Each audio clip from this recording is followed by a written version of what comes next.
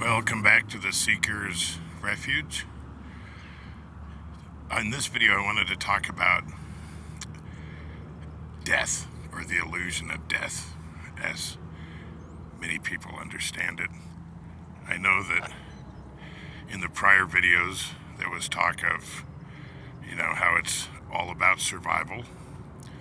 And those things mainly addressed the sense of physical survival and mental survival, or stress, the psyche, the sense of self. Now, one of the things from a science point of view is they say that energy can never be destroyed or created. It simply rearranges. So in that sense, even when our physical bodies stop working, the composite energy that makes up those physical bodies is redistributed. It's broken down into smaller energy structures or whatnot.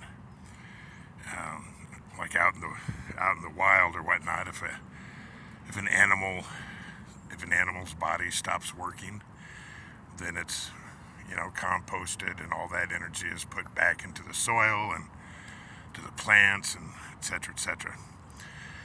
Now, in terms of looking at how energy never dies, it only rearranges, in the sense of there is no death, there's just a rearranging or a transitioning. You can also look at the cycle of water. We look at the water and say a lake or a river, or even the water that comes out of our tap. And if you boil the water, it's the death of the water, because the water goes up in steam. But see, again, the steam or the evaporation, the energy of the water is still there. And at some point it may make it up to the clouds in the sky, where it condenses into rain and falls any number of places. Or it may fall as snow, or it may be absorbed by a plant or a tree, and that moisture essence of water would be used for the leaves and the food and whatever else that plant might produce. So again, it's that energy never dies, it just rearranges from a science point of view. Now, I have seen YouTube videos, some videos, where they got this kid who's maybe 3 or 4 years old, and there's numerous cases where kid could be born in like the Midwest somewhere, and all of a sudden they're speaking French or German, and talking about where they used to live over in France or Germany, or how their last body stopped working or died. Now,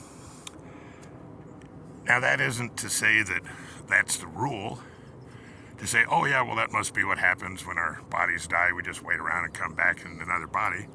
Some people, believe in that is 100% the case. But from a science point of view, these anecdotes, these cases of children who have experienced this, and had the facts verified, at a minimum, from a scientific point of view, it's like, well, okay, that doesn't prove that across the board that's what happens, but it has to result in allowing for the fact that that's one possibility of what may happen when our bodies quit working in our current form, and the energy of the body and the self move on to another form. But the one thing that those stories about kids who go through that and are recounting where they used to live, with the different parents, or different families and all that. It shows that the fear of death shouldn't be the factor. You know, there's assured continuity. I think what it really comes down to is the relative state of awareness of self.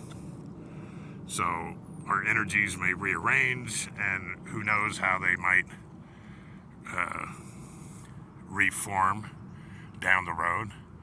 And it may be that a future self, 100 or more years down the road, would have a sense of awareness that would not be recognizable by our current sense of self and awareness, and vice versa.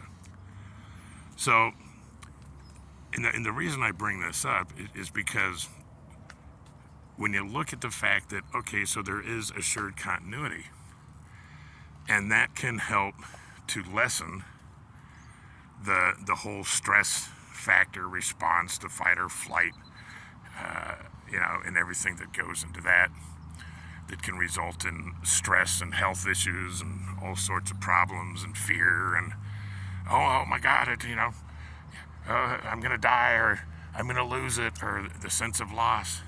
We're going to continue in some form or another of energy or sense of self with whatever relative degree of awareness we may be able to muster.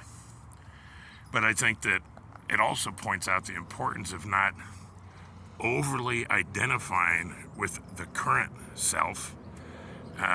Some people, it's, their whole identity is based on the type of car they drive, where they were born, where, how much money they have in their bank account, how many friends they have, how many people like them on Facebook or YouTube or whatever else.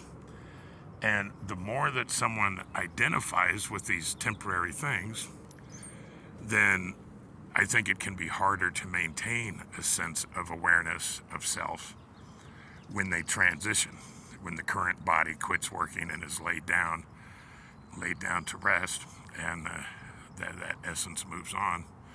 So I just point these things out. And again, some people may say, oh, this is a contradiction, because first you say it's all about survival and fight or flight, and now you're saying that it's really not about survival. Well, yeah, it's still about survival, but with the underlying awareness that there is assuredness of continuity of self, with the allowance for whatever degree of self-awareness may accompany that. And I wanted to present this from the science point of view first. The next video is going to go into my take on how Christianity, current Christianity, has been led astray from a similar message that I believe was the original message of Christ. So I will go ahead and end this off for now, and see you in the next video.